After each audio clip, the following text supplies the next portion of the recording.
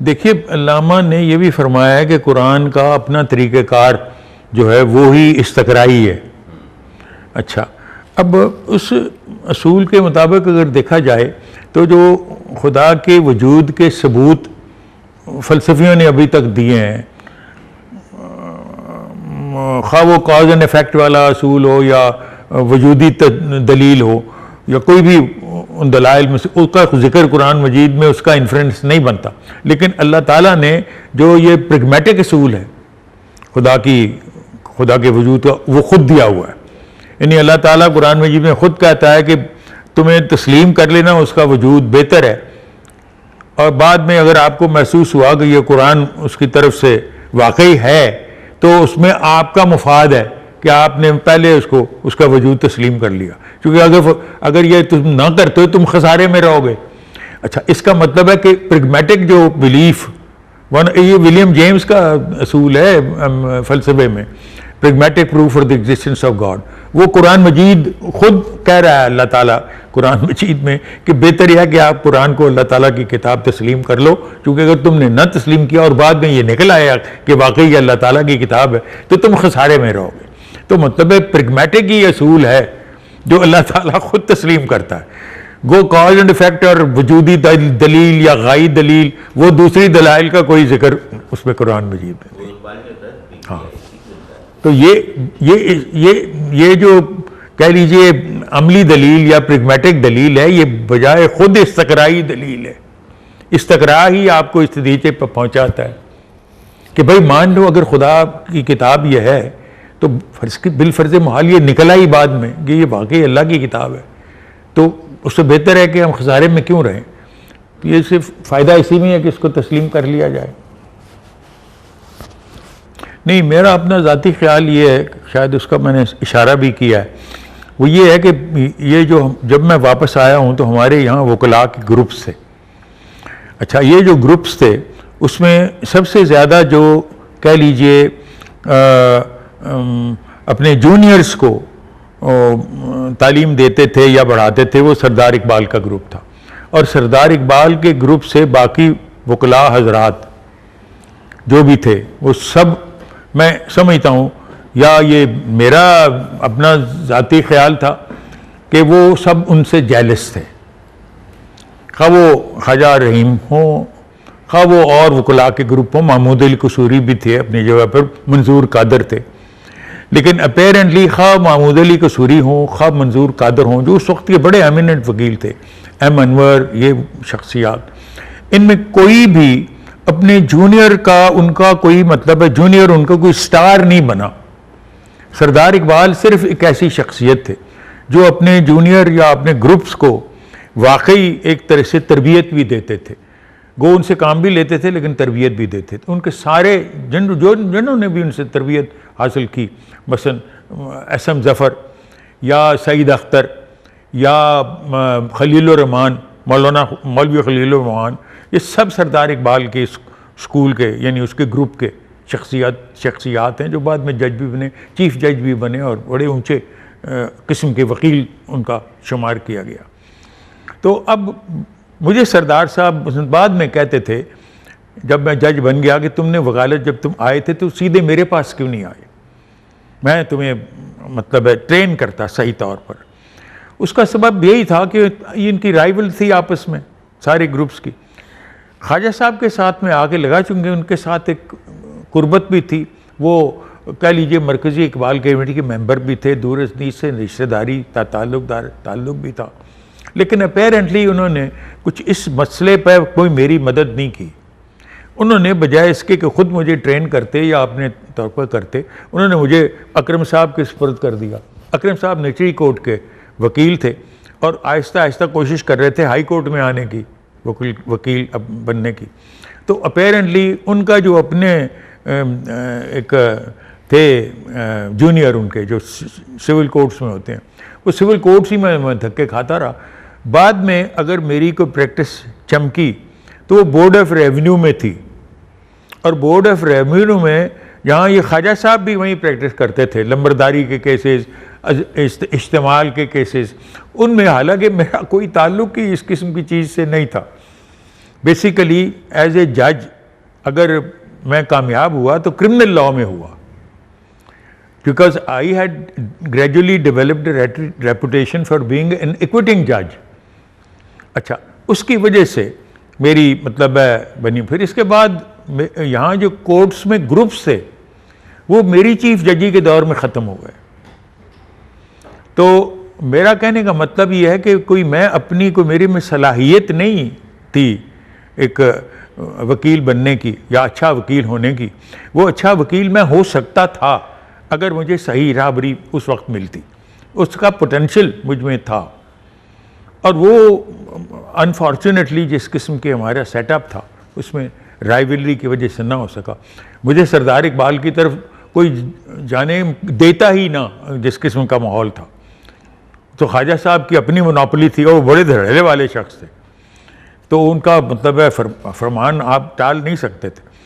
تو انہوں نے مجھے ویسے ہی ان سے بدظن کیا ہوا تھا کہ جی یہ وکیل حضرات ہیں، یہ مطلب اسی طرح غیر قانونی طریقوں سے اپنا کیسز یہ لیتے ہیں. اور یہ تو ہر ایک دوسرے کے خلاف اس قسم کا کرٹیسزم تھا.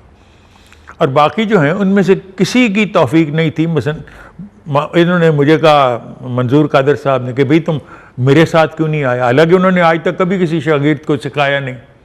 کوئی ان کا مطلب ہے آگے سردار اقبال کے ساتھ، ان کے گروپ کے ساتھ اتنی مخالفت تھی کہ سردار اقبال کے جونیئرز کو ان کے چوپائے کہتے تھے، کہ سردار صاحب کے چوپائے. اچھا، اب اسی طرح منظور قادر کا کوئی چوپایا نہیں تھا، اس کے محمود علی قصوری کا کوئی چوپایا نہیں تھا، سردار صاحب کے ہی چوپائے تھے. خواجہ رحیم نے تو میرا ذمہ داری لی ہی نہیں، انہوں نے تو مجھے کر دیا اکرم کی طرف. تو میرا کہنے کا مطلب یہ ہے کہ میری اپنی ڈسولینمنٹ تھی، اور میں تسلیم بھی کرتا ہوں کہ میں اچھا وکیل نہیں بن سکا، کیونکہ اس کا سبب یہی تھا کہ مجھے صحیح راہبری نہیں ملی. اصل میں ایکوٹی جو ہے وہ ایک طریقہ کار ہے، ایک پروسیجر ہے جدید جورسپروڈنس میں. اور اس سے مراد یہ ہے کہ جہاں انصاف بجائے خود ایسی صورت پیدا کر دے کہ وہ نا انصافی کا اس کا نتیجہ نکلے، تو اس وقت ایکوٹی جو انسان کا اپنا ضمیر ہے وہ اس میں انٹرفیئر کرتا ہے. یہ جدید جورسپروڈنس نے یہ ایوالو کی ہوئی ہے، اور پرٹیکولرلی یہ جو لاء کی ڈیولپمنٹ برٹش یا ڈیموکریٹک سسٹم میں ہوئی ہے اس میں ایکوٹی کا تصور آیا ہے کہ جہاں لاء جسی ان کا بیسس ایک طرح سے ریلیجس لاء نہیں تھا، ایکلیسیاسٹک قانون نہیں تھا. ان کے ہاں قانون جو تھا اس کی شکل کامن لاء کی صورت میں تھی. کامن لاء کی اپلیکیشن جہاں انجسٹس کی طرف لے جاتی تھی وہاں ایکوٹی انٹرفیئر کرتی تھی، اور ایکوٹی میں بیٹھتا تھا خود، یعنی بادشاہ. اچھا، آپ کے ہاں بھی اسی طرح کی صورت موجود ہے. آپ کے ہاں ایکوٹی کرتے رہے ہیں، حضرت عمر سے یہ بات شروع ہوئی اور حضرت علی تک. حضرت علی بھی خصوصی طور پر انہوں نے تو عدالت بنائی تھی جس کا نام تھا ناظر المظالم، اور ناظر المظالم میں وہ خود بیٹھے تھے. یہ پہلی مرتبہ خلفائے راشدین میں جو کوئی قانونی معاملات میں خود تشریف فرما ہوئے ایز جج وہ حضرت علی تھے، اور وہ بھی اسی کورٹ میں بیٹھتے تھے جو کہ ناظر المظالم تھا. ناظر سے مراد یہ ہے دا ریویور آف رانگس. اور یہ رانگس جو ہوتی تھیں، دیکھیے اس زمانے میں بھی رانگس ہوتی تھیں. یہ جو قاضی تھے، قضات جن کو خلیفہ خود اپوائنٹ کرتا تھا، ان پر بھی انفلوئنس ڈالا جا سکتا تھا. خلفائے راشدین کے زمانے میں بھی یعنی رشوت چلتی تھی، اور غالباً رشوت نہیں چلتی تھی تو انفلوئنس چلتا تھا. اور انفلوئنس کن کا چلتا تھا؟ صحابیوں کا. اور اگر میں ابھی وہ دیکھ رہا تھا یہ طبری کی کتاب، اس سے معلوم، میں خاص طور پر وہ باب پڑھ رہا تھا جس میں حضرت عثمان کی اسیسینیشن ہوتی ہے اور اس کے بعد کی ڈیولپمنٹ جو حضرت علی کا انتخاب ہوتا ہے، وہ جو دوران ہے پورشن کا جس کے متعلق کیپشن ہے کہ ڈس انٹیگریشن آف اسلامک کمیونٹی، اس کا نام ہی یہ ہے اس جلد کا. تو اس میں ثابت ہوتا ہے کہ اس وقت بھی حالات کوئی بعد کے حالات سے مختلف نہیں تھے. تو ناظر المظالم بنانے کی ضرورت ہی کیا تھی اس عدالت کی، اگر وہاں پہ اس قسم کی صورت نہیں تھی کہ خلیفہ کا مقرر کردہ قاضی انفلوئنس ہو جاتا تھا. حالانکہ یہ وہی قاضی ہے جس کے سامنے حضرت علی بھی پیش ہوئے یا حضرت عمر پیش ہوئے، اور قاضی کھڑا ہو گیا تعظیم میں اس کی، تو حضرت عمر نے کہا کہ جی مجھے تو یہ بات پسند نہیں آئی کہ تم میری تعظیم میں کھڑے ہو گئے ہو، تو تم انصاف کیا کرتے ہوگے؟ تو ایسے واقعات ہماری تاریخ میں موجود ہیں، لیکن اس کے باوجود میں سمجھتا ہوں کہ یہ ایکوٹی کی جو ایکسرسائز ہے وہ پہلے تو حضرت عمر نے کی، اس کا معروف کیس ہے وہ جس کا نام ہے الحماریہ یا الحجریہ، وہ میں نے پہلے بھی شاید آپ کے سامنے اس کا ذکر کیا تھا، جہاں ایک خاتون مر جاتی ہے اور وہ اس کے جو وارث ہیں ان میں ایک تو شوہر ہے، ایک ماں ہے اور ایک پچھلگ بھائی ہے، اور اسی طرح اس کے کنسینگوین بردر کے علاوہ اس کے ریئل بردر بھی ہے۔ تو اب کنسینگوین بردر جو ہے وہ قرآن کے ایئر ہے، قرآن کے ایئر سب سے پہلے لیتے ہیں۔ اس کیس میں سارے قرآن کے ایئرز جو ہیں وہ ساری اکائی لے جاتے ہیں، آدھا خامند لے جاتا ہے، 1/3 ماں لے جاتی ہے، اور 1/6 وہ پچھلگ بھائی لے جاتا ہے، اینڈ دے آر قرآن کے ایئرز۔ جو سگا بھائی ہے اس کے لیے کچھ بھی نہیں بچتا، اور یہ خدا کا بنایا ہوا قانون ہے۔ جب پہلی دفعہ یہ کیس آیا تو اس میں جو سگا بھائی تھا اس نے کہا اے امیر المومنین میں سگا بھائی ہوں اس کا، میں محروم ہو جاتا ہوں۔ وہ کہنے لگا میں کچھ نہیں کر سکتا، یہ اللہ کا قانون ہے۔ دوسری مرتبہ جب اسی قسم کا کیس عدل کے سامنے آیا تو جو سگا بھائی تھا وہ معلوم ہوتا ہے پہلے کیس میں سگے بھائی سے زیادہ ہوشیار تھا۔ اس نے کہا سر امیر المومنین میں تسلیم کر لیتا ہوں کہ میرا باپ گدھا تھا، ہمارا باپ گدھا تھا، میں تسلیم کر لیتا ہوں کہ وہ پتھر تھا، لیکن ہم اسی ماں کی ووم سے پیدا ہوئے ہیں جس سے پچھلگ ہوا ہے، میں بھی اسی ووم سے نکلا ہوں، وہ اس کا پہلا شوہر تھا، میں اس کے دوسرے شوہر کی اولاد ہوں، ووم تو ایک ہی ہے، ہمارا کامن ہے، تو پھر میں کیوں محروم رہوں؟ تو دین ہی انٹرفیئرڈ، جو 1/6 حصہ پچھلگ کا تھا وہ 1/12 کے حساب سے دونوں میں تقسیم کر دیا، اور اس پر اب ہندوستان میں اور پاکستان میں حضرت عمر کا پہلا ڈیسیژن صحیح سمجھا جاتا ہے جو کہ قرآن کے مطابق ہے، لیکن نارتھ افریقہ میں حضرت عمر کا دوسرا ڈیسیژن صحیح سمجھا جاتا ہے جو کہ ایکوٹی کی بنیاد پر ہے۔ حضرت عمر پر بھی اعتراض ہوا تھا کہ یہ جو فیصلہ تم نے کیا ہے یہ اللہ کے قانون کے مطابق نہیں ہے، تم نے جدت کی ہے، جس کا جواب انہوں نے یہ دیا تھا کہ قرآن مجید میں مجھے صرف عدل کا ہی حکم نہیں، اس کے ساتھ احسان کا بھی حکم ہے، اور یہ احسان کی کیٹیگری میں ایکوٹی آتی ہے۔ میں کرمنل جج ہونے کی حیثیت سے احسان کے اصول کا زیادہ کاربند رہا ہوں، چونکہ خصوصی طور پر کرمنل کیسز میں اور خاص طور پر قتل کے کیسز میں انسانی جذبات کا زیادہ عمل دخل اس کی کوتاہی میں ہوتا ہے، خواہ وہ قصدن کوئی چیز کرے، عمل کرے، اور خواہ وہ بغیر قصد کے کرے یا جذبات کی رو میں۔ تو اب بھی آپ دیکھیے دنیا میں کتنا اس ٹرینڈ کی طرف جا رہے ہیں کہ یہ پھانسی کی سزا ختم کی جائے، عمر قید کی طرف زیادہ رجحان ہے۔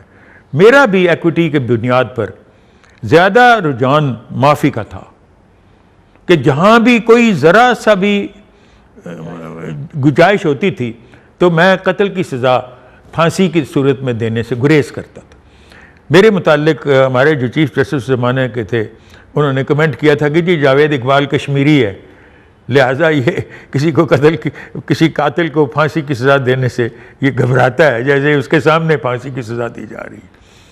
لیکن اپیرنٹلی میرے ذہن میں ہمیشہ بحیثیت ایک جج کے یہ ایکوٹی کا اصول زیادہ کاربند، ویسے بھی میری زندگی میں ایکوٹی کے اصول کا ضمیر کے مطابق زیادہ سمجھتا ہوں کہ وہ جیسی جج کمپیوٹر نہیں ہوتا، وہ مشین نہیں ہے، انسان ہے، اور جو اس کے سامنے معاملہ ہے وہ بھی انسانوں کا ہے، اور اس میں گنجائش رکھنی چاہیے معافی کی، چونکہ ہر انسان جو ہے وہ خطا کار ہے، خدا کا پتلا ہے، اور اس میں سب سے بڑی جو کوالٹی اللہ تعالیٰ کی ہے وہ بھی رحیم کی ہے۔ اور یہ جو حدیث ہے کہ اللہ تعالیٰ نے جس وقت ساری کائنات کریٹ کی تو جلی حروف میں لکھ کے رکھ دیا کہ میرے قہر پر ہمیشہ میری رحمت کا پلہ بھاری ہوگا، تو اسی کی بنا پہ انفرنس ڈرا کیا جاتا ہے کہ دوزخ میں بالآخر سب آخری انسان بھی اس سے فرصت پا کے نکل آئے گا، کیونکہ وہ تو صرف ایک اسپتال ہے، وہاں پر علاج ہوتا ہے، جب آپ ٹھیک ہو جاؤ گے تو وہاں سے فارغ ہو جاؤ گے. کوئی شخص بھی پرماننٹلی دوزخ میں نہیں رہے گا. اور علامہ کا تو یہ قول ہے کہ جہاں خلود کا جو لفظ ہے، خلود کے معنی عربی لغت میں مراد ہے ایک long fixed period, not a permanent. نہیں، میں جب انگلستان میں بھی بار کر رہا تھا تو اس زمانے میں بھی مجھے فطرتاً ایکوٹی کا جو اصول تھا اس نے زیادہ مروب کیا تھا کہ ایکوٹی کا بیسس کیا ہے. ایکوٹی کا بیسس قانون نہیں تھا، یہ ڈیولپ کی ہے. انسان کے جو ضمیر کی جو کہہ لیجئے نا عدل ہے وہ ڈیولپ کیا ہے.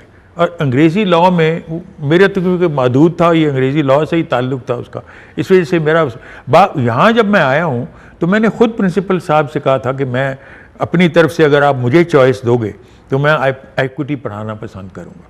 اور وہ عجیب و غریب بات یہ ہے کہ ایکوٹی کے میرے سبجیکٹ میں طالب علم جو بھی میں جتنے مدت 14 سال میں نے پڑھا ہے اس دوران میں ہمیشہ بہت اچھے اس کے گریڈز ہوتے تھے. بلکہ دوسری کلاسز کے بچے بھی لڑکے وہ ایکوٹی کی کلاس میری اٹینڈ کرتے تھے. چونکہ ایکوٹی اس طریقے سے دوسرے اصحاب میرے پریڈیسیسرز اس سے پڑھاتے ہی نہیں تھے، وہ تو اس کو ایک اصول کے طور پر پڑھاتے تھے، لیکن میں ان کو مثالیں دے کے پڑھاتا تھا. یہی حضرت عمر والی مثال ہمیشہ غالب ہوتی تھی، جس پہ ان پر تہمت لگی کہ تم جدت کرتے ہو، تو ان کا جواب تھا کہ نہیں، اللہ تعالیٰ نے حکم صرف عدل کا ہی نہیں دے رکھا، احسان کا بھی دے رکھا ہے. تو احسان میں وہ ایکوٹی آ جاتی ہے. نہیں، اس کا کوئی تعلق ایکوٹی کے ساتھ نہیں تھا، وہ تو ایک حجف تھی اور وہ چھپ گیا ہوا ہے. ہاں، اس زمانے میں بین کیا گیا تھا. اور بین تنزیہ تھا ایوب خان کے زمانے کا، اور ان کا جو تعلق پیری مریدی سے تھا اس کا مذاق تھا، اڑایا گیا تھا مذاق. تو وہ بین ریہرسلز ہو چکے تھے، ہونے والا تھا، لیکن وہ پرنسپل صاحب نے اوپر کی ہدایات سے بین کر دیا تھا اس خیال سے کہ یہ اس پہ اس کی یہ توجیہ کی جا سکتی ہے. اس پر بعض ہمارے جو دوست تھے وکلاء انہوں نے کہا کہ ہم رٹ کرتے ہیں کہ اس کو بین کرنا ناجائز ہے، لیکن میں نے انہیں منع کر دیا تھا کہ آپ اس کو بین کیا ہے تو پھر ٹھیک ہے، نہ ہو. لیکن اس کا کوئی تعلق اس سے نہیں تھا. شاید یہ بھی وجہ ہو کیونکہ میں نیا آیا تھا اور بھائی منظور سے بڑی بے تکلفی تھی. تو یہ بے تکلفی کے عالم میں ان کو میں نے، کیونکہ انہوں نے ایسے ہی سوال کر دیا کہ بھائی تم آئے تھے تو تمہیں میرے پاس آنا چاہیے تھا، تو میں نے ایسے ہی وہ جواب بے تکلفی میں ہنستے ہنستے ہی دے دیا کہ جی اس کی یہ 3 وجوہات ہیں. تو انہوں نے بڑے اپنے وکالت کے طریقے میں ایک وکیل کے طور پر اس کے جواب دیے. میں نے کہا جی کہ ایک تو یہ ہے کہ آپ داعری ہیں، اور میں سمجھتا ہوں کہ پاکستانی کو داعریہ نہیں ہونا چاہیے. اور دوسرا میں نے کہا یہ کیا کہ آپ نے پاکستان کے لیے اپنی کیا تھا، آپ اس کے مخالف تھے. اور تیسرا یہ کہ آپ نے یہ بنایا قانون اس کے لیے بنیادی جمہوریتوں کا قانون بنایا آمریت کے لیے.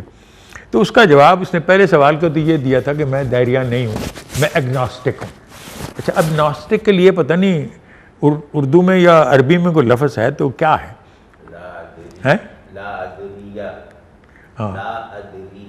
اچھا، یعنی اس کا مطلب یہ تھا کہ نہ میں کہتا ہوں کہ خدا ہے، نہ میں کہتا ہوں کہ خدا نہیں ہے. اس سے ایک قدم آگے، اگر کوئی صحیح ایگنوسٹک ہے تو اس کا موقف یہ ہوتا ہے کہ ہونا یا نہ ہونا یہ جاننا ہی ممکن نہیں، یہ جاننا ہی ممکن نہیں. جی ہاں، یہ ان کا بچ کے نکل جاتا، یہ اس طرح بچ کسی جگہ کمٹ نہیں کرتا اور دوسروں کو یا دوسروں کی یہ صلاحیت بھی تسلیم نہیں کرتا کہ کوئی دوسرا بھی جان سکتا. جی. ایک تو خیر یہ تھا ان کا جواب. دوسرا یہ تھا کہ میں باقی پاکستان کے وجود کا قائل نہیں تھا، لیکن جب بن گیا ہے تو میں نے اس کو تسلیم کر لیا کیونکہ اکثریت کی رائے تھی، اور یہ درست ہے جواب ان کا. تیسرا یہ تھا کہ میں تو وکیل ہوں، اور مجھے انہوں نے کہا ہے کہ یہ میز اس طرح کا بنا دو، اس کی 3 ٹانگیں ہونی چاہیے 4 کے بجائے. تو میں نے 3 ٹانگ کا میز بنا دی. یہ ساری ان کو جواب، ان کا جو بحثیت ایک وکیل کے، ان کے جواب بالکل درست تھے ان سوالوں کے.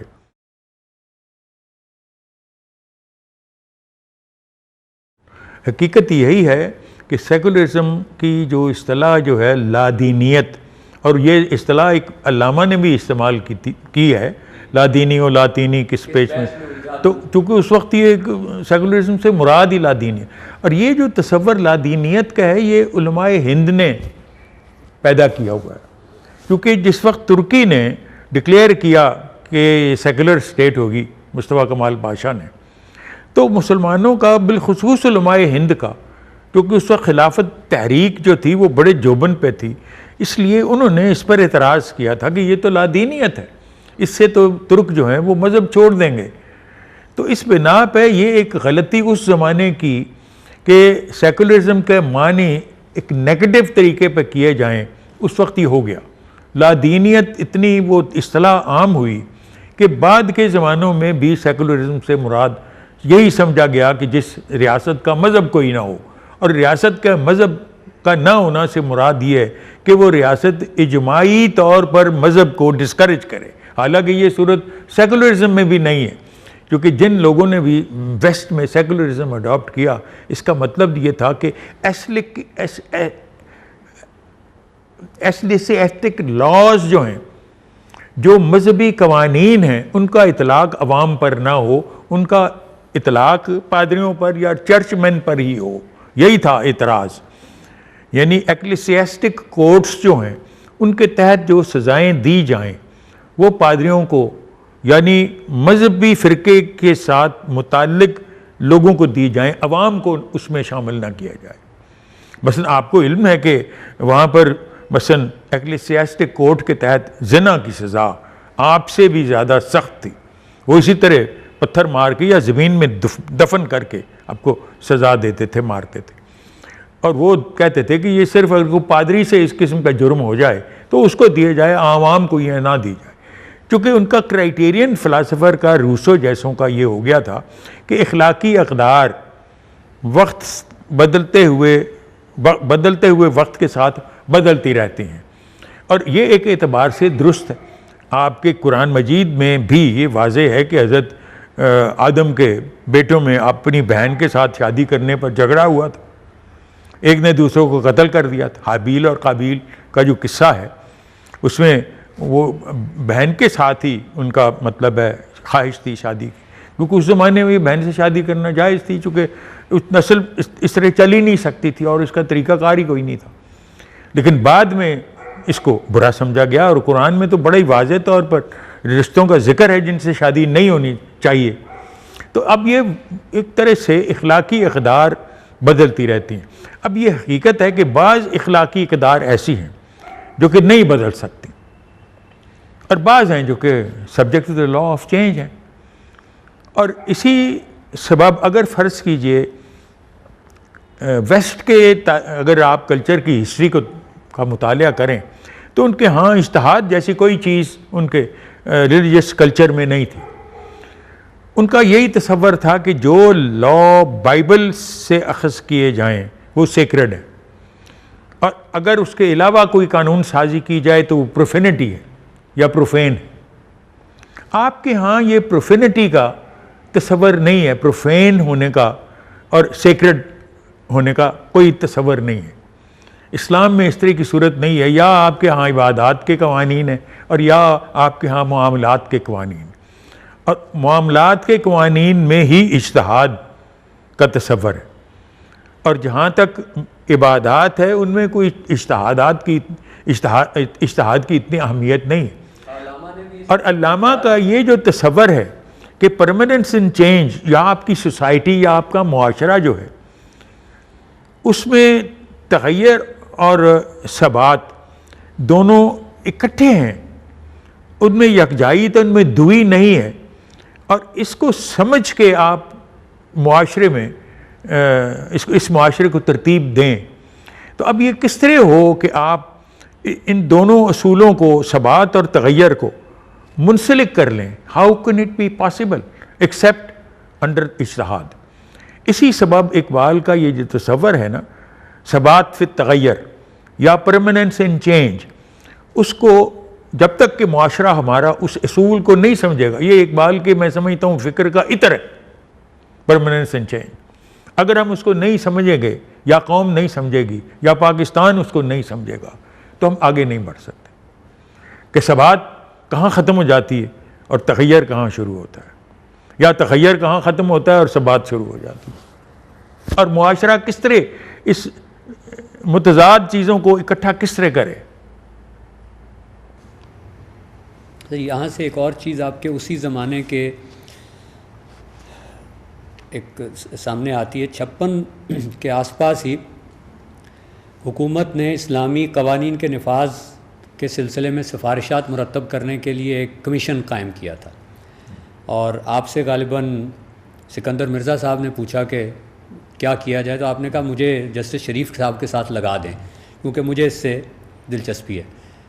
آپ کو اتنے ارلی اپنے کیریئر میں بھی یہ جو نفاذ قانون، اسلامی قانون اور اسلامی قانون کا عہد جدید میں نفاذ، اس کو درپیش مسائل اور اس کے ممکنہ حل، اس وقت سے دلچسپی تھی آپ کو کہ آپ نے خود کہا کہ مجھے اس کمیشن کے ساتھ لگا دو؟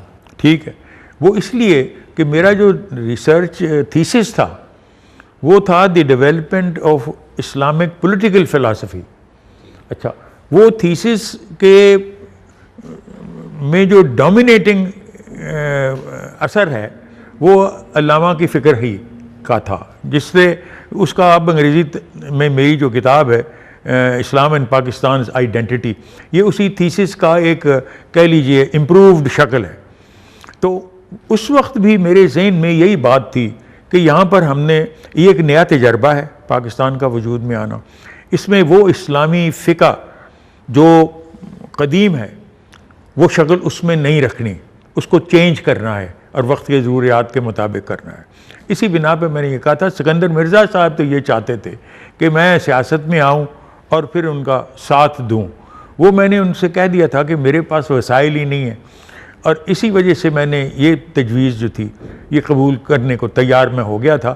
گو اس میں بھی وہ ہنس دیے تھے کہ وہ کہتے تھے کہ یہ تمہارا مقصد ہی نہیں ہے۔ میں اگلی بات یہی کہنے لگا تھا کہ وہ رویہ شاید اب تک ہمارے ساتھ چلا آ رہا ہے کہ آپ نے یہ فرمایا کہ یہ سن کر سکندر مرزا ہنس دیے، کہنے لگے مگر وہ کمیشن تو آئین کے تقاضے پورے کرنے کی خاطر وجود میں لایا گیا ہے، اسے نہ تو کوئی کام کرنا ہے نہ ہم چاہتے ہیں کہ وہ کوئی کام کرے۔ ٹھیک، یہ حقیقت ہے۔ اور یہی بات آپ نے ایک اور حوالے سے بھی کہی کہ جب آپ جسٹس شریف صاحب کے پاس چلے گئے، منسلک ہو گئے، تو آپ نے ان سے پوچھا بالکل وضاحت سے کہ کیا حکومت پاکستان یہاں اسلامی قوانین کے نفاذ کے متعلق واقعی سنجیدہ ہے؟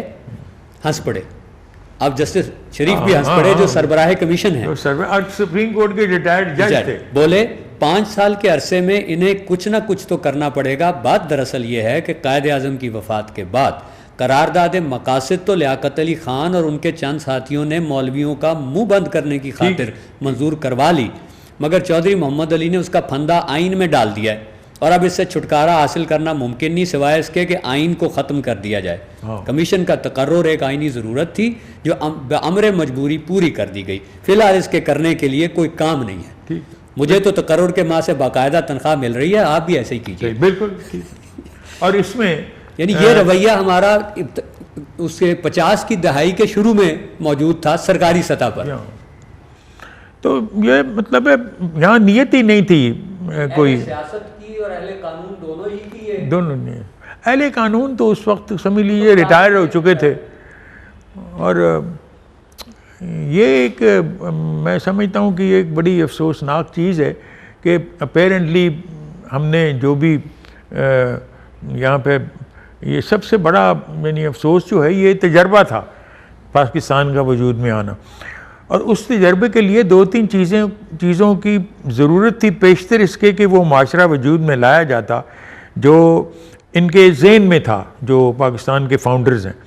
اور یہ فاؤنڈرز جو ہیں یہ اب یہ عجیب صورت ہے، ابھی تک ہمارا جو معاشرہ ہے اس میں میں آپ کو مثال دیتا ہوں، مجھے پرسوں کہ شاید اس سے 1 دن پہلے ٹیلی فون کسی نے مکے سے کیا، اور یہ شخص جو ٹیلی فون کرنے والے تھے انہوں نے سوال مجھ سے یہ کیا کہ مجھے یہ بتائیے، میں بہت عرصے سے میرے یہ سوال میرے ذہن میں آ رہا تھا اور میں بڑی مشکل سے میں نے آپ کا نمبر حاصل کیا ہے، اور میں آپ سے یہ پوچھنا چاہتا تھا کہ اسلام میں ظواہر کی بہت زیادہ اہمیت اس لیے ہے چونکہ مسلمانوں کو ہنود سے، یہود سے اور عیسائیوں سے الگ ظاہر کرنا مقصود ہے، تو یہ علامہ اقبال نے داڑھی کیوں نہیں رکھی؟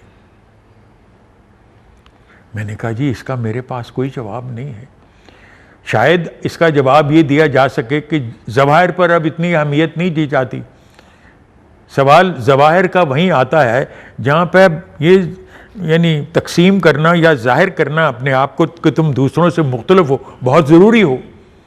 اب ان ظواہر کی اہمیت اتنی نہیں رہی، اس سے زیادہ اہمیت عقیدے کی ہے، اور عقیدہ جو ہے اس ذہن میں ہوتا ہے، اور ضروری نہیں کہ اس کا جسم کے ساتھ اظہار کیا جائے. یہ اوائل زمانے میں اس کی ضرورت ہو تو ہو، مگر ہی واز ناٹ کنونسڈ. تو اپیرنٹلی یہ سوال آج بھی بعض مسلمان آپ سے کرتے ہیں. یہ وہی سوال ہے جو کہ جو تھے پیر تھے شرک پور کے، جو کہ داڑھی والا نہ ہو تو اس سے بات نہیں کرتے تھے اور بڑے ناراض ہوتے تھے، اور اس کو علامہ اقبال کہیں ملنے چلے گئے کہ یہ صوفی بزرگ ہیں. تو بعد میں ان کو پتہ چلا کہ جی وہ تو ملتے ہی نہیں کسی کو داڑھی کے بغیر، تو انہوں نے ٹانگا لیے. تو واپس آنے لگے تھے تو وہ پیچھے بھاگ کے آئے کہ کہنے لگے نہیں یہ آپ کے لیے نہیں تھی، یہ تو میں عام لوگوں کے لیے یہ شرط میں نے رکھی ہوئی ہے. تو وہ واقعہ میں نے انہیں بیان کیا، تب بھی وہ کنونس نہیں ہوئے. تو مطلب یہ تھا ان کا اقبال پر اعتراض یہ تھا کہ وہ صحیح مسلمان نہیں تھے کیونکہ داڑھی نہیں تھی. اچھا، اب انہی باتوں تک اگر اسلام محدود ہو جاتا ہے کہ داڑھی ہے یا نہیں، یا جمعے کی چھٹی کی جاتی ہے یا نہیں.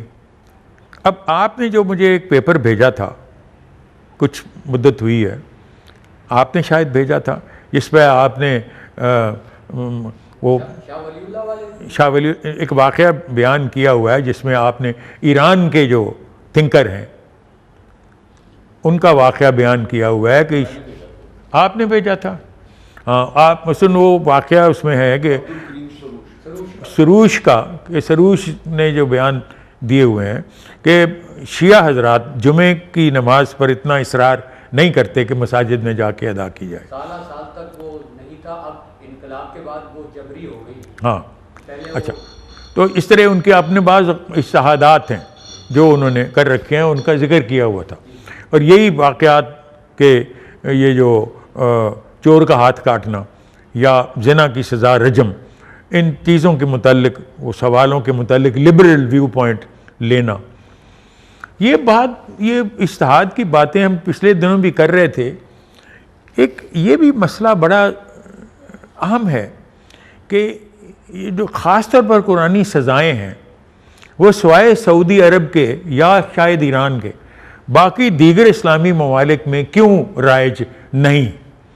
اور اگر رائج نہیں ہیں تو کیا ان پر کوئی OIC نے یا OIC کے مقرر کردہ علماء کے بورڈ نے کیا اس پر کوئی اجتہاد کیا ہے جو سب کو قابل قبول ہو؟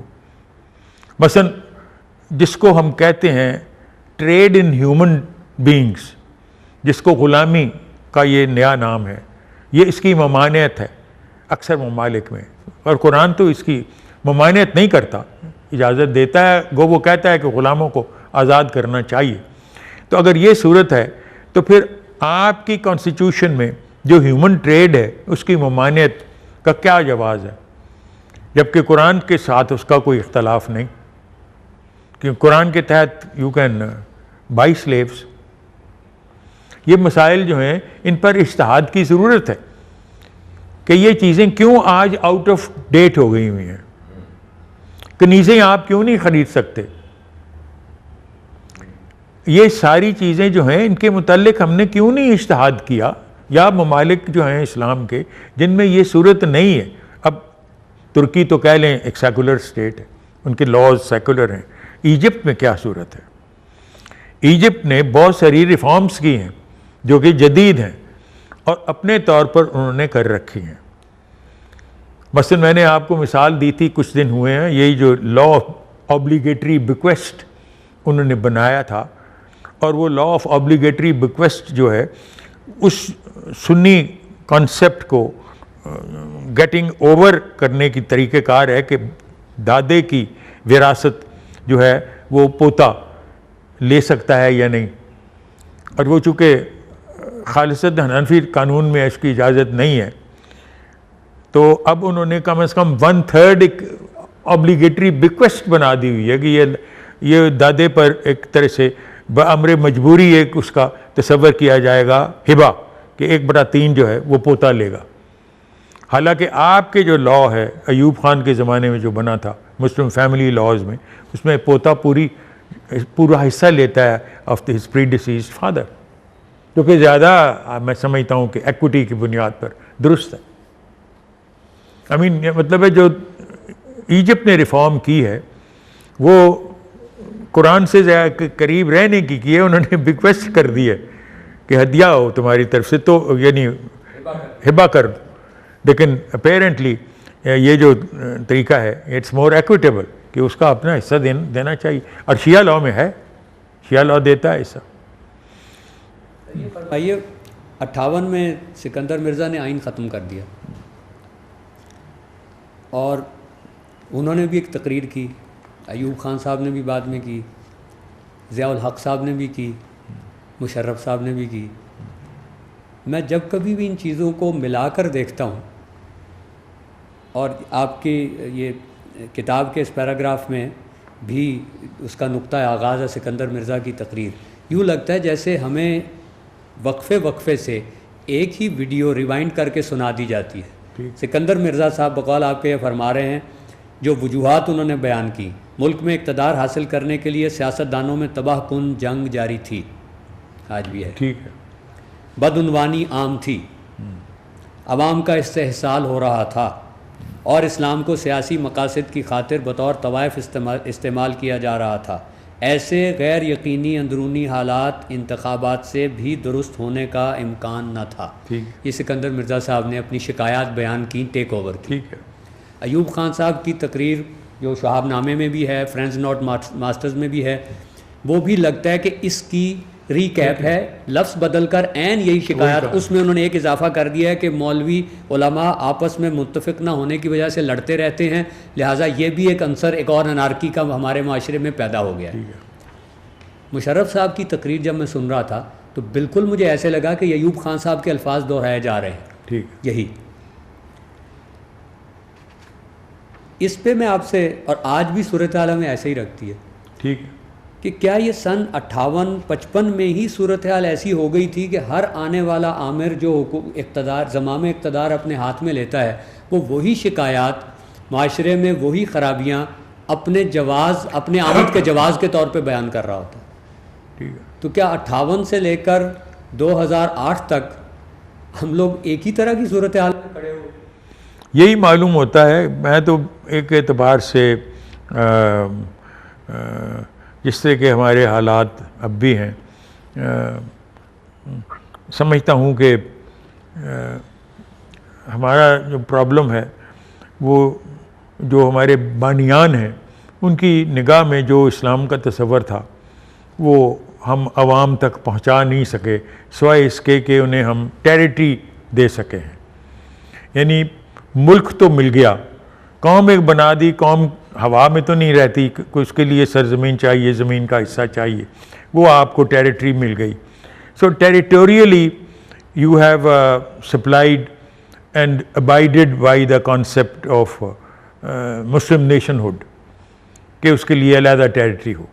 سو ٹیریٹوریل نیشنلزم آپ کا اب بدقسمتی سے اس کی بنیاد کامن اسپرچول ایسپیریشن ہے، اس کی بنیاد کامن لینگویج نہیں ہے، کامن ریس نہیں ہے، کامن ٹیریٹری نہیں ہے.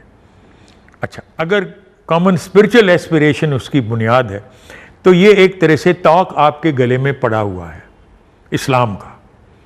اب اس توق کو یا تو آپ گلے میں پہن کے اس کی انٹرپریٹیشن وہ کریں جو کہ اقبال اور جناح کی ہے، یا سر سید کی، یا مولانا شبلی کی، یا جن کو بھی آپ فاؤنڈر سمجھتے ہیں، اور یا پھر ان کی کریں جو کہ اس کے مخالف ہیں. تو اب تو ابھی بھی آپ نے دیکھا ہے علماء ہند نے فتویٰ دیا ہے کہ کشمیر جو ہے وہ انٹیگرل پارٹ آف انڈیا ہے. وہ تو اسی طرح کہیں گے کہ Pakistan is integral part of India. تو علماء ہند جو کہ ایک بڑا معتبر ادارہ ہے، ان کا یہ تخیل ہو سکتا ہے، اور اس وقت بھی یہی تخیل تھا. اقبال سے کیوں اختلاف کیا؟ حسین احمد مدنی نے، جو اس وقت کے علماء ہند تھے، یعنی وہ اس وقت امام ہند تھے، تو ان کا اختلاف بھی تو یہی تھا کہ ہم قومیت کے اعتبار سے تو ہندی ہیں، ٹیریٹوریلی وی آر ہندوز اور انڈینس۔ ہندو نام کس نے دیا؟ ہم نے دیا ان کو۔ اہل ہند کے جو بسنے والے ہیں ان کو ہندو ہم نے کہا ہے۔ یہ ہندو مسلمانوں کی عطا کردہ قوم کا نام ہے، اپنا نام تو ہندو نہیں ہے ان کا، یہ تو ہم نے، مسلمانوں نے ان کو دیا تھا۔ تو ان کا یہ کہنا کہ مسلمان جو ہیں بر صغیر کے وہ دراصل ہندو ہیں، یعنی اہل ہند ہیں، تو ان کا جو موقف ہے آج بھی وہی ہے۔ تو اس اعتبار سے آپ اگر دیکھیں تو یہ جو تجربہ آپ نے یہاں پر اسلام کا کیا تھا وہ مختلف ہے۔ وہ اسلام وہ نہیں ہے جو کہ علماء ہند کے نزدیک اسلام ہے یا علماء پاکستان کے نزدیک بھی اسلام ہے۔ آپ نے ان کا منہ بند کرنے کے لیے کبھی آبجیکٹیو ریزولوشن بنایا، کبھی اسلامی اتحاد، اسلامی اصلاحات کرنے کا وعدہ کیا، کبھی ضیاء الحق کی شکل میں اسلامی اصلاحات ان کے قول کے مطابق نافذ کی، اور وہ کافی خوش ہیں۔ وہ کہتے ہیں جو اصلاحات اسلام کی ضیاء الحق کے زمانے کی بنی ہیں اس میں سے کوما بھی نہیں ہٹایا جائے گا، دے آر کوائٹ ہیپی۔ تو ان کے نزدیک تو یہی وہ اسلام ہے جو کہ ان کے نزدیک، اور خاص طور پر آج جو طالبان کا، ان کا بھی تو اسلام کے متعلق ایک تصور ہے، جیسے ایک اعتبار سے خارجیوں کا تھا، وہ بھی تو اپنے آپ کو اہل سنت والعدل کہتے تھے، ان کا بھی تو ایک اسلام کا تصور تھا۔ یہ ساروں کا اسلام کا اپنا اپنا تصور ہے۔ اسی طرح اسلام کا ایک اپنا تصور تھا جو بانیان پاکستان ہے۔ اس تصور کا بنیادی نقطہ یہ ہے کہ یہ وہ اس اسلام میں بلیو کرتے ہیں جو کہ فرقہ واریت سے بلند تر ہے، جو کہ فرقہ واریت سے بلند تر ہے، جو کہ کہہ لیجئے صوبائیت سے بلند تر ہے، جو کہ لسانیت سے بلند تر ہے۔ ان کا یہ تصور اسلام کا تھا، اور اس اسلام کے تصور کے مطابق وہ اس ملک کو ایک نیا تجربے کے طور پر دیکھنا چاہتے تھے۔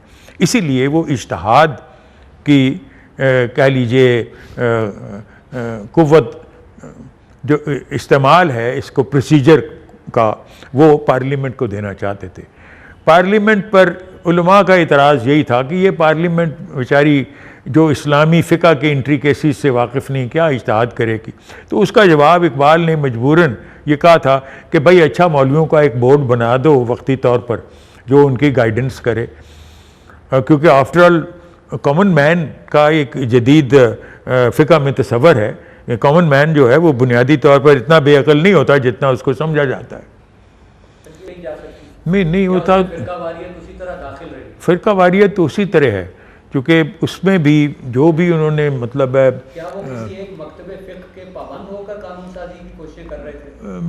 میں نہیں سمجھتا کہ اس میں کوئی اس قسم کی پابندی ان کے ذہن میں تھی، لیکن اپیرنٹلی جو قوانین انہوں نے بنائے ہیں، جہاں تک یعنی میں سمجھتا ہوں، کیونکہ اس زمانے میں میں تو آئی واز ایکچولی ورکنگ جج۔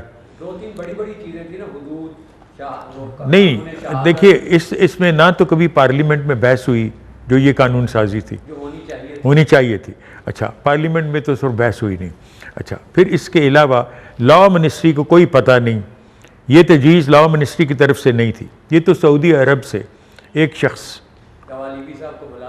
ہاں ان کو بلا کے انہوں نے عربی میں یہ قانون سارا بتایا تھا، اور اس میں یہ ساری جو ان کا یہ طریقہ جو ہے وہ ہیلے ہیں، انہوں نے ہیلے اس معاملے میں، ربا کے معاملے میں بھی ہیلے کو اختیار کیا ہوا ہے۔ یہاں بھی انہوں نے مثلا چور کی سزا ہاتھ کاٹنا رکھی ہوئی ہے، لیکن یہ ساری انہی کی تجاویز ہیں کہ اس کا معیار اس قسم کا ثبوت کا رکھا جائے کہ وہ سزا دی جا ہی نہ سکے۔ تو یہ اسی طرح عمل یہ گلف سٹیٹس میں بھی انہی کی اسی طرح قانون سازی کی یہ رائے ہے۔ یہ مطلب ہے یہ ایک طرح سے ہوڈ ونکنگ ہے، یہ ماڈرن جورسپروڈنس کا کانسیپٹ نہیں ہے۔ ماڈرن جورسپروڈنس میں یہ ہے کہ ایک معاشرے کی اصلاح کے لیے قانون بنایا جاتا ہے، اگر اس کا اطلاق ہی نہیں ہوتا تو وہ قانون سازی بیکار ہے۔ تو اب یہ اس قسم کی قانون سازی کرنا اب جس طرح پھر اس کو استعمال کیا گیا، میں نے اس کی مثالیں بھی دے رکھی ہیں اس میں، اور یہاں تک کہ جو اس کے نافذ کرنے والے تھے ضیاء الحق، ان سے ملاقات میں نے کہا بھی کہ جی یہ بڑا ستم ہو رہا ہے. مثلا جو میں نے مثالیں دی ہیں یہاں پہ، حد قانون کو جس طرح زنا کے قانون میں انہوں نے یعنی انوسنٹس کو ملوث پولیس کو رشوت دے گئے یا قانون ساز، اس طرح کے واقعات کا میں نے ذکر کیا ہوا ہے اس میں. 4-5 کیسز جو میرے سامنے آئے. ایک بہاولپور کا کیس ہے جس میں ایک بچی استاد سے پوچھنے گئی پروفیسر سے، اور پھر ایک گجرانوالے کا کیس ہے، اس کا ذکر میں نے کیا ہوا ہے جو میرے سامنے آئے. میں نے ان میں بیل دی. میں نے یہ واقعات ضیاء الحق صاحب کو بتائے. میں نے کہا تو بڑا ظلم ہو رہا ہے. تو انہوں نے ہنس کے کہہ دیا تھا جی ہم نے تو اسلام نافذ کر دیا، اگر یہ قوم ہی مسلمانوں کی کرپٹ ہے تو اس میں میرا کیا قصور ہے. تو وہ تو سمجھتے تھے کہ میں بری الذمہ ہوں، میں تو سیدھا بہشت میں چلا جاؤں گا کیونکہ میں نے اسلام نافذ کر دیا. تو جس طرف سے ان کی وفات ہوئی ہے اس سے بھی ثابت ہوتا ہے کہ وہ کس بہشت میں گئے ہیں.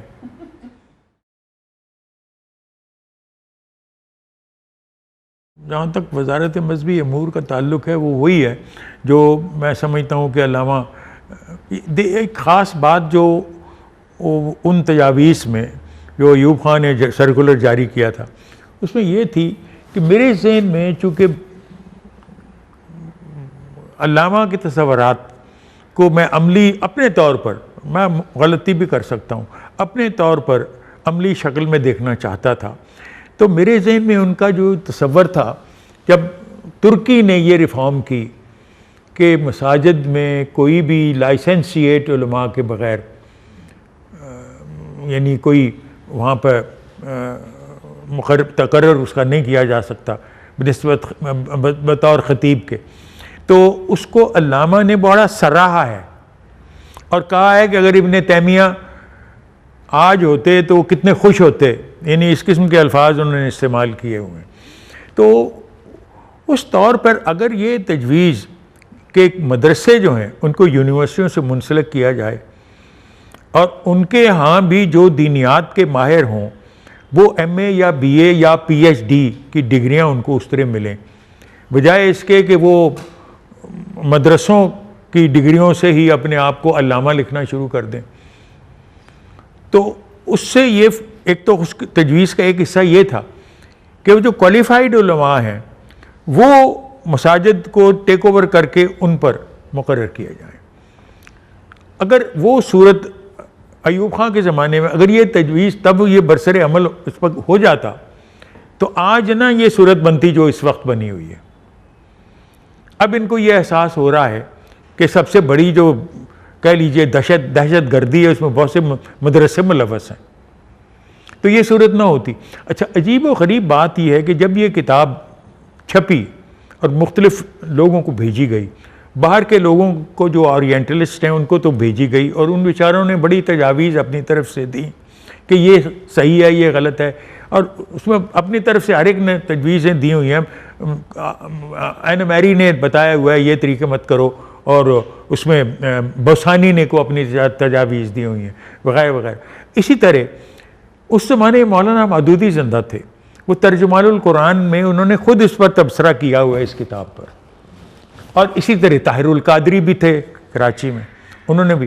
جب مولانا مودودی اس خیال سے متفق تھے کہ مساجد پر کنٹرول اسٹیٹ کرے اور مقرر کیے جائیں خطیب جو کہ اسٹیٹ کی طرف سے مقرر کردہ ہوں، مگر وہ کہتے تھے کہ وزارت نہ بنائی جائے کیونکہ اس پر حکومت کا کنٹرول نہ رہے. پھر وہ نظام اس کے تقرر کا نظام کس کے پاس ہوگا؟ وہ علماء کا ایک علیحدہ سرکل بنایا جائے جس طرح وابڈا ہے، یعنی وہ حکومت ہی کی زیر نگرانی، ہاں مگر حکومت کا براہ راست تعلق نہ ہو. اچھا یہی ویو پوائنٹ اس نے طاہر القادری نے بھی دیا. آپ شاید ماہر القادری کہنا، طاہر القادری نہیں، ماہر القادری، سوری اس زمانے میں وہی زندہ تھے اور وہ بڑے ایکٹیو تھے، رسالہ بھی نکالتے تھے، اور وہ ان کا نقطہ نظر بھی جماعت اسلامی ہی تقریباً وہی تھا. اور مجھے انہوں نے اس کتاب کے بعد وہ جو کتاب کی شکل میں آ گئی تھی آئیڈیالوجی آف پاکستان، اس کے بعد لیکچر کے لیے کراچی بلوایا بھی تھا اور میں نے لیکچر بھی دیا تھا. And he spoke after me because he was presiding, اور اس نے سپورٹ کیا تھا یہ ویو پوائنٹ. لیکن نو بڈی کیئرڈ. اس زمانے میں بھی ایوب خان نے بھی وہی صورت قبول کی جو اس وقت ان کی دانست کے مطابق ان کے اقتدار کے لیے قابل قبول تھی. انہوں نے اوقاف کی وزارت تو بنا دی لیکن وہ کانسیپٹ نہ لا سکے, یا ان کے ممکن جو دوسرے تجویز دینے والے تھے انہوں نے کہا ہوگا جی اس سے تو بڑا فتنہ بپے گا, nobody will accept it, یا I don't know what, لیکن اس وقت یہ چیز ہو سکتی تھی, یہ کالجز وغیرہ. اچھا, بعض مدرسے جو ہیں انہوں نے اپنی طور پر ایسے کر لیا. مثلا یہ جو ہمارے دوستی تھے بیچارے فوت ہو گئے بیرے کے پیر کرم شاہ صاحب, ان کا جو مدرسہ ہے وہاں پہ میں خود گیا ہوں وہاں, ان کے ہاں وہ ساری ماڈرنائزیشن ہو گئی ہوئی ہے وہاں. ان کے ہاں باقاعدہ اسی طرح BA یہ کمپیوٹر یہ وہ ساری کچھ قسم کی سبجیکٹس ہیں. بہرحال لیکن میری خواہش تھی اور میری بڑی کوشش بھی تھی, کیونکہ میری ان کی بڑی دوستانہ تعلقات تھے. جب وہ طالب علم کی ان کا یہ حالت ان کی یہ تھی کہ علامہ اقبال کے وہ اتنے عاشق تھے کہ ان کے والد نے اپنی تعلیم دوسری کی طرف توجہ نہیں دیتے تھے, ہر وقت اقبال ہی میں گم رہتے تھے. انہوں نے علامہ اقبال کی ساری کتب جو تھیں وہ قبر میں دفن کر دی تھیں ان کے والد نے, تاکہ یہ نہ پڑھیں, اپنے جو بھی مدرسوں میں پڑھایا جاتا ہے وہ پڑھیں. یہ عالم تھا ان کا. تو یہ جب پہلی دفعہ مجھے ملنے آئے تو انہوں نے مجھے رلا دیا, چونکہ یہ میرے پاؤں پر گر پڑے اور میرے پاؤں جوتے چومنے شروع کر دیے. تو میں نے انہیں کہا کہ آپ یہ کیا کر رہے, وہ پیری مریدی کا ان کا تعلق, نوجوان تھے تب. اس طرح ہماری آپس میں دوستی ہوئی.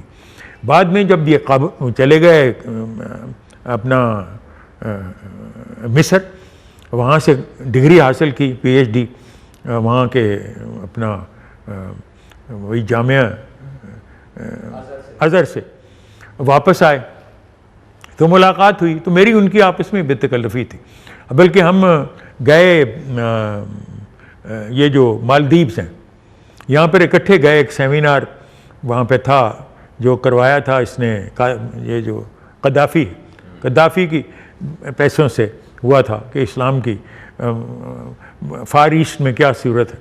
تو میں یہ دونوں ہم اکٹھے تھے. وہاں پہ ایک چھوٹا سا ٹاپو تھا, جزیرہ, وہاں تقریباً 200-300 جزیرے ہیں. وہاں میں سیر کرانے کے لیے انہوں نے موٹر بوٹ دے رکھی تھی. ہم دونوں, میں اور پیر صاحب, ہم وہاں چلے گئے. ایک ٹاپو سا تھا, اس میں کوئی آبادی نہیں تھی, اس قسم کے وہاں جزیرے بھی ہیں. تو وہاں ہم دونوں پھر رہے تھے تو مجھے کوئی چیز کاٹ گئی, تو میرا یہ بازو سوج گیا اس طرح. انہوں نے کچھ پڑھا اور وہ ہاتھ لگایا, وہ سارا کچھ ٹھیک ہو گیا. تو میں نے کہا یہ مجھے بھی سکھائیں, کچھ شارٹ کٹ بتائیے. تو وہ کہنے لگے نہیں شارٹ کٹ نہیں دے, اس کے لیے تو باقاعدہ 5 وقت کی نماز پڑھنی پڑے گی, یہ کرنا پڑے گا, وہ کر. میں نے کہا یہ کوئی بھی نہیں مسلمان کرنے کو تیار, کوئی شارٹ کٹ بتائیے کہ یہ سب کچھ طاقت یہ حاصل ہو جائے. تو مذاق میرا ان کے ساتھ چلتا رہتا تھا. میری بڑی خواہش تھی کہ وہ اقبال کے چھوڑے ہوئے کام کو مکمل کریں, لیکن وہ اس طرف نہیں آئے. وہ اسی طرف چلے گئے جو نارملی علماء جاتے ہیں, اور نقطہ نگاہ بحیثیت شریعت جج کے بھی وہی رکھا, وہاں پر بھی وہ اجتہاد نہیں کر پائے. یعنی مطلب یہ ہے کہ وہ بھی مقید ہی رہے. اور یہی میرا اعتراض ان پر ہمیشہ زندگی میں رہا کہ خدا کا واسطہ ہے یہ تقلید کو چھوڑیں, کچھ نہ کچھ نئی چیز پیدا کر جائیں. اگر اتنے ہی اقبال کے عاشق تھے کہ آپ کے والد نے اقبال کی کتابیں ہی دفنا دیں, تو پھر اس کا مطلب ہے آپ کے والد جیت گئے. دیکھیے اس میں نے علامہ اقبال کے پیسجز تقریروں میں سے چھاپے ہوئے ہیں, پتہ نہیں آپ کی نگاہ سے گزرے ہیں کہ نہیں, جس میں وہ یہ تجویز دی تھی جس وقت علی گڑھ میں فیکلٹی نئی کریٹ ہوئی تھی اسلامیات کی. تو وہاں کے جو چانسلر تھے انہوں نے علامہ سے رائے پوچھی تھی. تو ایک انہوں نے طویل خط لکھا تھا کہ یہ کس طرح کے علماء آپ ٹرین کریں, اور اس میں بتایا تھا کہ آپ ان طالب علموں کو لیں. وہ اس وقت تو ذکر کر رہے تھے وہ یہی اسی کی دارالعلماء یہ اس کی دیوبند کی, اور کہیں انہی سے لیں یہ طلباء کو, اور ان کو وکالت کرائیں یا یہ کرائیں یا وہ کرائیں. اس میں ساری تجاویز ہیں. اچھا, اس کا مطلب یہ ہے کہ what he was trying to say was کہ جو مدرسے اس وقت موجود ہیں انہی سے یہ بچے لیں, یہ لڑکے لیں, اور ان کو اس طرح ٹرین کریں.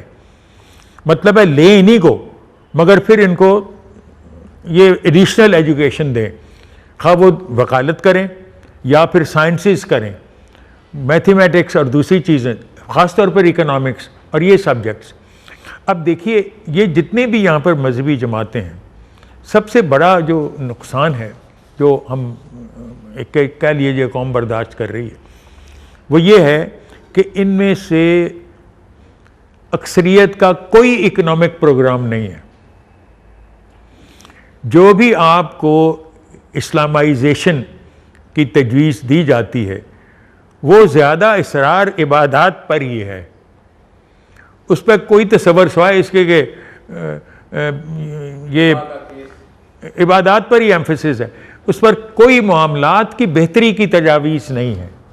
Do they suggest any thing like family planning کہ اس کی کتنی ضرورت ہے، یا سوشل جسٹس کا جو کانسیپٹ ہے، وہ کوئی اس طرف کوئی توجہ نہیں ہے۔ کوئی نہیں کہتے کہ بھئی تعلیم عام ہونی چاہیے، وہ کس قسم کی ہو، اس کے لیے وسائل کہاں سے آئیں، اور پھر کس قسم کی سوشلائزیشن ہو، کون سی۔ یہ سب سے بڑا جو ہمیں پاکستان میں نقص ہے، یہ تو سارے وہی لوگ جس وقت انہوں نے محسوس کیا کہ یہ بن کے رہے گا، یہ سارے جاگیردار ہی تو یہاں تھے قابض، اور سب انگریز کے ساتھ تھے۔ یہ خطہ جو پاکستان بنا ہے یہ تو سارے ہی انگریز کے تابع تھے، خواہ وہ پنجاب کے زمیندار ہوں، خواہ وہ سندھ کے ہوں، خواہ فرنٹیئر کے، خواہ بلوچستان، یہ سب سردار، خان، وڈیرے، چودھری، they were in the pocket of the British۔ یہ یونینسٹ پارٹی کا کاؤنٹر جو سندھ میں تھی اسی طرح کی پارٹیز تھیں، اور یہ جب اسلامائز ہوئے ہیں، اسلامائز کیا مطلب ہے، جب یہ پولیٹیسائز ہوئے ہیں لیگ کی طرف، تو انہوں نے دیکھا ہے کہ یہ بٹوارہ ہو کے رہے گا، اب جنہاں نے ٹیک اوور کر لیا ہوا ہے، یا عوام جو ہیں وہ ان کے پیچھے لگ گئے ہیں۔ And the first person Sikandar حیات کا بیٹا شوکت حیات کس طرح چھوڑ کے آتا ہے، دولتانہ، ممڈوٹ، کون ہیں یہ لوگ؟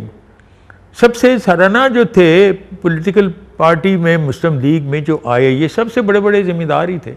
ہمیں پنجاب کے اس لیے معلوم ہے، اس لیے چونکہ ہمارے سامنے ہی وہ سب کچھ ہوا، ہمیں نہیں پتہ سندھ میں بھی اسی طرح ہوا، فرنٹیئر میں بھی اسی طرح ہوا۔ تو اب یہ جاگیرداری ابھی تک قائم ہے، اور جاگیرداری کے ساتھ ہی سرداری بھی قائم ہے۔ یہ جمہوریت نہیں ہے جو ہم چلا رہے ہیں، اس میں اب دیکھیں یہ تو ڈائنیسٹیز ابھی سے بن رہی ہیں۔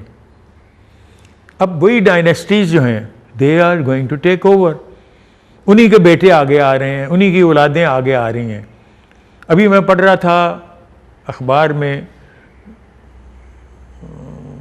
لغاری کے بیٹے کے متعلق، ایک کالم ہے، پتہ نہیں ڈیلی ٹائمز میں یا کسی میں، وہ پڑھ رہا تھا کہ یہ شخصیت کون ہے، یہ صاحبزادے فاروق لغاری جو ہمارے صدر رہ چکے ہیں پیپلز پارٹی کے، ان کے متعلق ایک پورا مضمون ہے کہ now he happens to be in the forefront, اور اسی طرح دوسرے بھی ہیں۔ ہر ایک نے اپنے بچے اولاد پیدا جو ہیں وہ ان کو تربیت دینی شروع کر دی ہے تاکہ آگے جمہوریت چلے، اور اس کو ہم جمہوریت کہہ رہے ہیں، اور وہ ہم بھی جمہوریت تسلیم کر رہے ہیں، اور انہی کے آگے اب یہ گورنر صاحب نے جو الزام لگایا ہے کہ جی یہ اپنا شریف برادرز، یہ مطلب ہے کہہ رہے ہیں برا بھلا اس کو پیپلز پارٹی کے لیڈرز کو، تو یہ اپنا ان کا کردار کیا ہے، اور انہوں نے مثالیں دی ہوئی ہیں ان کی۔ اب ایک دوسرے پر وہی الزام، وہی جن کا تعلق عوامی سیاست سے نہیں ہے، اور وہ الطاف حسین غلط نہیں کہتا بیچارہ جس وقت تو انقلاب کی بات کرتا ہے۔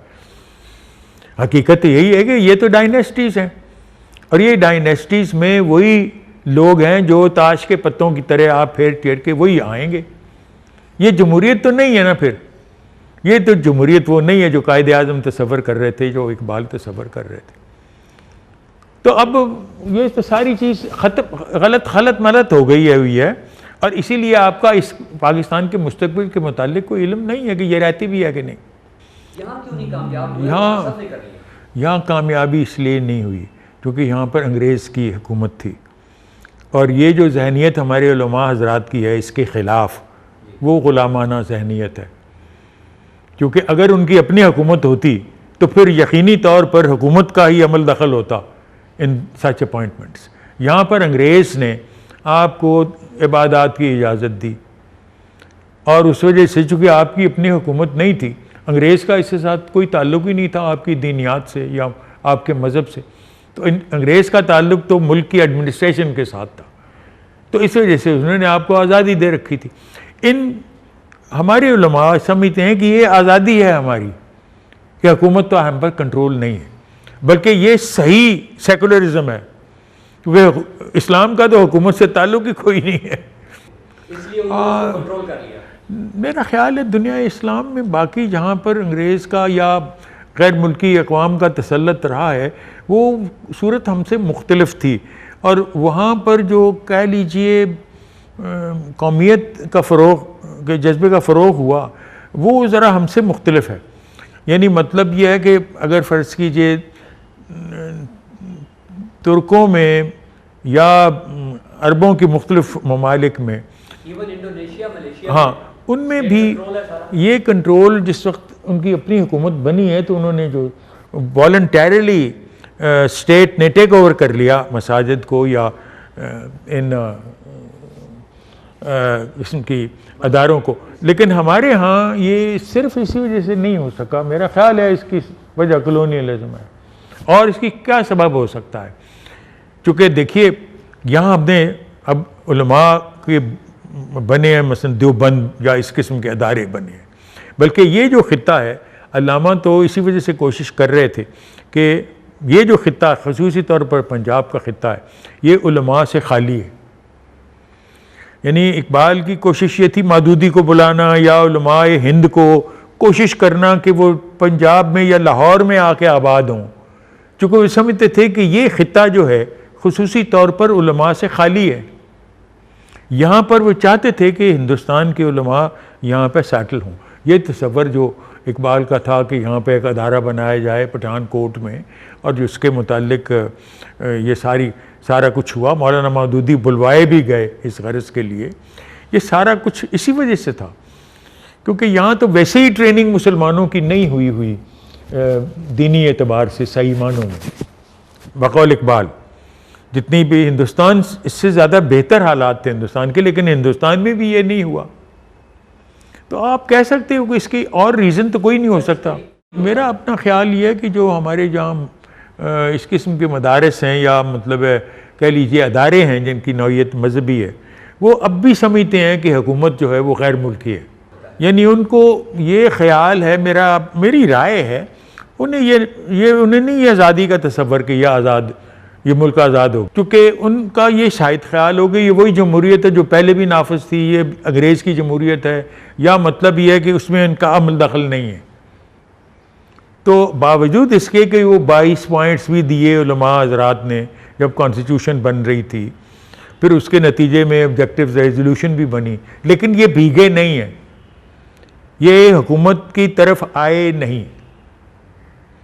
یہ وہی ادارے تھے جو علماء اثر میں آ لیجیے مسلم لیگ میں شامل ہو گئے علماء یا فقہ، یہ جو پیر فقیر لوگ ہیں یہ جو آ گئے یعنی مسلم لیگ میں، یہ وہ آ گئے، لیکن اپیرنٹلی یہاں پہ علماء میں نے بحیثیت ایک جماعت کے یا ایک کہہ لیجیے ایک طبقے کے انہوں نے قبول نہیں کیا اس حکومت کو۔ وہ اب بھی سمجھتے ہیں کہ یہ نظام جو ہے یہ غیر ملکی ہی ہے، یہ ہمارے ٹب کا اسلام نہیں ہے۔ اور یہ میں سمجھتا ہوں کہ یہ دلوں میں آپس میں محسوس کرتے ہیں کہ، اور وہ میں سمجھتا ہوں کہ یہ جو مولانا یہ جو کیا اس کا ان کے جو ایک شاگرد ہیں ان کی مولانا اصلاحی، نجم الدین اصلاحی، ان کا یہ کہنا درست ہے کہ یہ اسلام وہ نہیں ہے جو صحیح اسلام ہے جس پر پاکستان بنا ہے۔ ان کا یہ کہنا کہ ہم اقبال کو ایک شاعر یا فلسفی سے زیادہ حیثیت دینا شرعی جرم سمجھتے ہیں، یہ ان کی عبارت ہے۔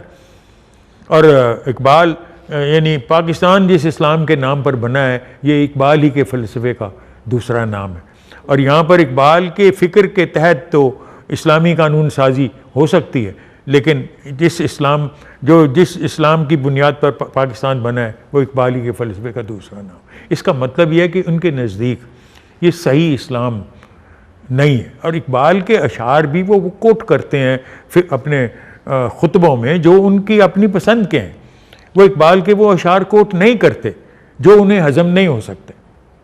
اور وہ اقبال کی شخصیت کو پوری طرح نہیں سمجھتے.